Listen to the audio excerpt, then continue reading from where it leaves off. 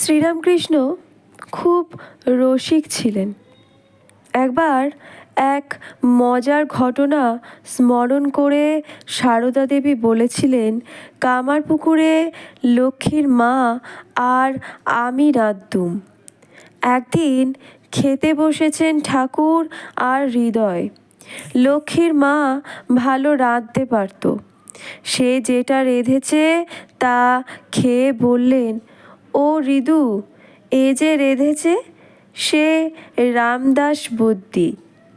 আর আমি যেটা রেঁধেছি খেয়ে বললেন, এ শ্রীনাথ সেন। শ্রীনাথ সেন হাতুড়ে। শুনে হৃদয় বললে, তা বটে, তবে তোমার এ হাতুড়ে বদ্যি তুমি সব সময় পাবে, এমনকি তোমার হাত পা টিপে দেওয়ার জন্যও। ডাকলেই হলো। রামদাস বদ্যি তার অনেক টাকা ভিজিট, তাকে তো আর সব সময় পাবে না। আর লোকে আগে হাতুড়েকেই ডাকে, সে তোমার সব সময় বান্ধব।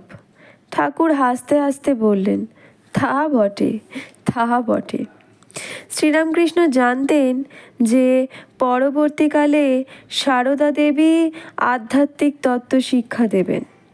তিনি সদা সর্বদা শ্রীমাকে সংসারের অনিত্যতা এবং দুঃখ কষ্টের কথা বোঝাতেন।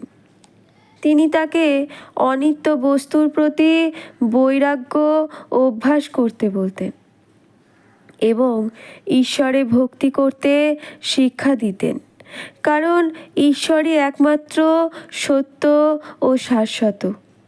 একবার শ্রীমাকে বলেছিলেন, শেয়াল কুকুরের মতো কতকগুলো বাচ্চা কাচ্চা বিয়ে কি হবে? তুমি এক বোনকে হারিয়েছ, যাকে তুমি স্নেহ ভরে মানুষ করেছিলে। তার মৃত্যুতে তোমার বাবা মার শোকও তুমি দেখেছ। এইসব তুমি নিজ চক্ষে দেখেছ তো সংসারীর কত দুঃখ, কত কষ্ট। ওসব হাঙ্গামার দরকার কি? ওসব না হলে আছো ঠাকুরুনটি, থাকবেও ঠাকুরুনটি। ঠাকুর বারবার ছেলের মৃত্যুর কথা বলায় লজ্জাশীলা শ্রীমা আস্তে আস্তে বললেন, সবগুলোই কি আর মরে যাবে?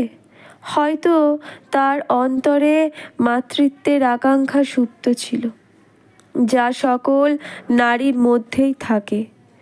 শ্রীরামকৃষ্ণ তৎক্ষণাৎ অন্যান্য মেয়েদের উদ্দেশ্য করে চেঁচিয়ে বললেন, ওরে, জাত সাপের ন্যাজে পা পড়েছে রে, জাত সাপের ন্যাজে পা পড়েছে। ওমা, আমি বলি, সাধাসিধে ভালো মানুষ কিছু জানে না, কিন্তু পেটের ভেতর সব আছে। বলে কি না, সবগুলো কি আর মরে যাবে? মা তখন ছুটে পালালেন। 1864 খ্রিস্টাব্দে সারদার বয়স যখন 10 বৎসর, তখন বঙ্গদেশে প্রবল দুর্ভিক্ষ হয়। জয়রামবাটিও সেই দুর্ভিক্ষ থেকে রেহাই পায়নি। বহু মানুষ অনাহারে থাকত এবং অনেকে খাদ্যের জন্য সারদার পিতৃগৃহে আসত। রামচন্দ্র দরিদ্র হলেও তার বাড়িতে আগের বছরের ধান কিছু সঞ্চিত ছিল এবং তিনি ক্ষুধিত গ্রামবাসীর জন্য অন্নসত্র খুলেছিলেন। চাল ও কলাইয়ের ডাল সিদ্ধ করে বড় বড় পাত্রে রাখতেন। একে খিচুড়ি বলা হয়। পরিবারের সকলে দুর্ভিক্ষ পীড়িত জনগণের সঙ্গে একসঙ্গে বসে এই সাধাসিধে খাবার খেতেন। কিন্তু রামচন্দ্র ঠিক করেছিলেন, সারদার জন্য কিছু ভালো চালের ভাত হবে। কখনো কখনো ক্ষুধিতের সংখ্যা এত বেড়ে যেত যে খিচুড়িতে টান পড়ত। তখন নতুন করে খিচুড়ি রান্না করা হতো।